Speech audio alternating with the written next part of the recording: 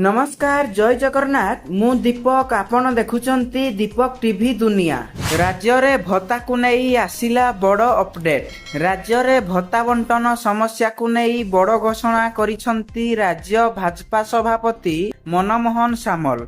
से कहिसंती आसंता 15 दिन मध्यरे भत्ता समस्यार समाधान कराजिवो। नुआ सॉफ्टवेयर लागू हेबारु गत 2 मास धरी भत्ता प्रदान रे व्यतिक्रम देखा देइछि। विशेष करी जेउ माने ऑनलाइन माध्यम रे भत्ता पाउचंती सेमाने अधिक प्रभावित होइछंती। अन्य पटे जेउ माने कैश आकार रे भत्ता पाउथिले सेमानंकु एपरी समस्या सामना करिवाकू पड़ी नाही बोली से स्पष्ट करिसंती। मनमोहन सामल आहुरी कहिसंती जे केंद्र सरकार पक्षरु नुआ सॉफ्टवेयर डेवलप काम चलीची एवं केंद्र और राज्य सरकार जुग्म भावे भत्ता बंटन व्यवस्था को सदृढ़ करिसंती।